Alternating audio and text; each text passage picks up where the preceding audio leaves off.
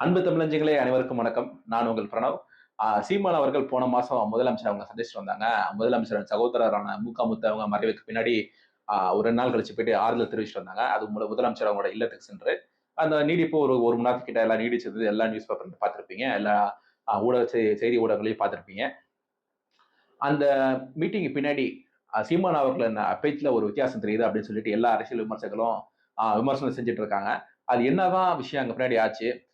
அது இல்லாம தாவேகாவோட 2வது மாநில மாநாட்டிலயும் திரு விஜய் அவர்கள் வந்து சீமான் அவர்களை அல்டிமேட்டா ஃபோக்கஸ் பண்ணி விமர்சனம் செஞ்சிருக்காங்க.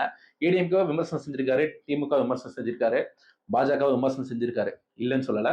ஆனா சீமான செஞ்ச அளவுக்கு கிடையாது. சோ இந்த முதலமைச்சர் அவர்களை சந்திச்சதுக்கு பின்னாடி ஏதோ ஒரு மர்மம் இருக்கா? வாங்க இந்த வீடியோல பார்த்துடலாம்.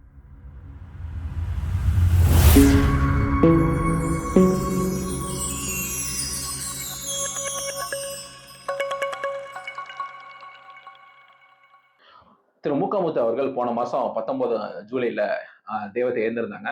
அவர் மறைவுக்கு பின்னாடி முதலமைச்சர் அவர்களும் அவங்களோட சகோதரருமான அழகிரி அவங்கலாம் வந்து போய் ஆறுதல் தெரிவிச்சுட்டு வந்திருந்தாங்க. எல்லாரும் பார்த்திருப்பீங்க. இரங்கல் தெரிவிச்சுட்டு வந்திருந்தாங்க.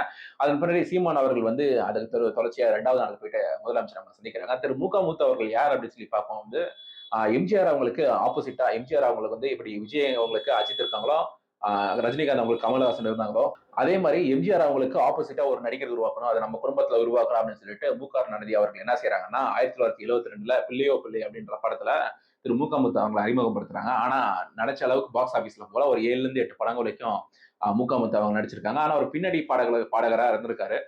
தேவா அவர்கள்லாம் வச்சு அவரை வச்சு நிறைய பாடல்கள் பாடியிருக்காங்க. எல்லாரும் கேள்விப்பட்டிருப்பீங்க. அந்த 70ஸ் 80ஸ்ல வந்து இந்த பிறந்தவங்க இந்த வீடியோ பார்க்குறவங்களுக்கு கண்டிப்பா தெரிஞ்சிருக்கும். அவர் பாடின பாட்டெல்லாம் கேட்டிருப்பீங்க. சோ இந்த முத்து அவங்க யாரு அப்படின்னு இன்னும் கொஞ்சம் டீட்டெயிலா போய் பார்த்தோம் அப்படின்னா, கருணாநிதி அவங்களோட முதல் மனைவியான பத்மாவதி அம்மாள், அதாவது 1944ல பத்மாவதி அம்மா அவங்களுக்கும் கருணாநிதி அவங்களுக்கும் கல்யாணம் ஆகுது. 1948ல திரு முத்து அவங்க பிறக்குறாங்க. பிறந்த உடனே 1948லயே பத்மாவதி அம்மாளும் அவங்களும் இறந்துடுறாங்க. அது ஒரு 4 வருஷம் கல்யாணம் ஆகி அவங்க இருந்திருக்காங்க. பத்மாவதி அம்மாள் இருந்திருக்காங்க. சோ அந்த டயத்துல பிறந்தவர் தான் திரு முத்து அவர்கள். சோ கருணாநிதி அவர்களுக்கு அது முன்னாள் முதலமைச்சர் கலைஞர் அவங்களுக்கு முதல் மகன் இவருதான். எந்த வகையிலயும் அவர் அரசியல்ல வந்து வளர விடல அப்படின்னு சொல்லி தான் சொல்லணும். சோ அவருக்குன்னு ஒரு குடும்பம் இருக்கு. அவருக்குன்னு பசங்க இருக்காங்க.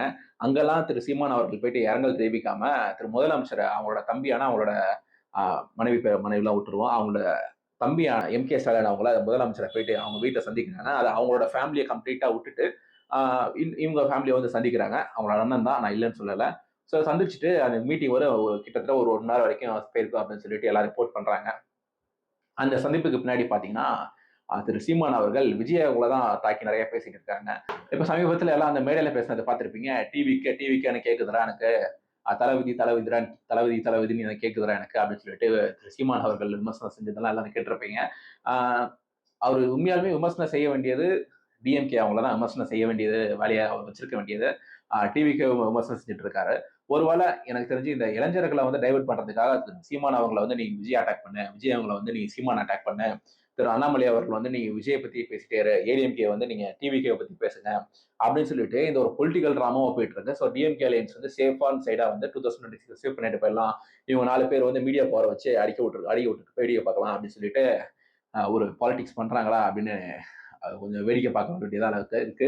ஏன்னா டிஎம்கே அலையன்ஸ்ல இருந்து ஏதாவது ஒரு கட்சி வெளியே வரணும்னா பின்னாடி உள்ள ஒரு நல்ல ஒரு பலமான கூட்டணி அவங்களுக்கு தோணணும். அந்த கட்சிக்கு போனா 2 சீட்டு வாங்கினா கூட அந்த 2 சீட்டு வந்து எம்எல்ஏ டிக்கெட்டா இருக்கும்.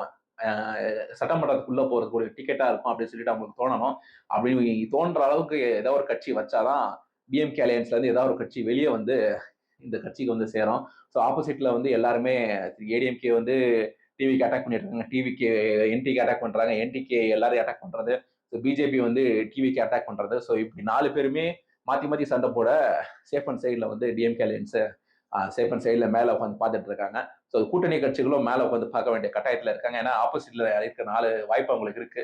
3 வாய்ப்பு அவங்களுக்கு இருக்கு. அந்த 3 வாய்ப்புலயுமே 3 பேரும் நீங்க மாத்தி மாத்தி சண்டை போட்டுட்டு இருக்கீங்க. அது காமெடியா சண்டை போட்டுட்டு இருக்கீங்கன்னா இப்படி அவங்க அலையன்ஸ்ல இருந்து வெளியே வருவாங்க. இந்த வீடியோல சீமான் அவர்களும் திரு முதலமைச்சர் ஸ்டாலின் அவங்களும் சந்திப்பான பின்னணியை பத்தி நம்ம பார்த்திருந்தோம். அதுக்கப்புறம் எப்படி வந்து அரசியல் களம் மாறி இருக்கு அப்படின்ற விஷயங்கள்லாம் நம்ம இந்த வீடியோல பார்த்திருந்தோம். ஸோ அந்த வீடியோ சேனலுக்கு புதுசா சப்ஸ்கிரைப் பண்ணிக்கோங்க. ஃப்ரெண்ட்ஸுக்கு ஷேர் பண்ணுங்க. உங்களோட கருத்துக்களை கீழே பதிவிடுங்க.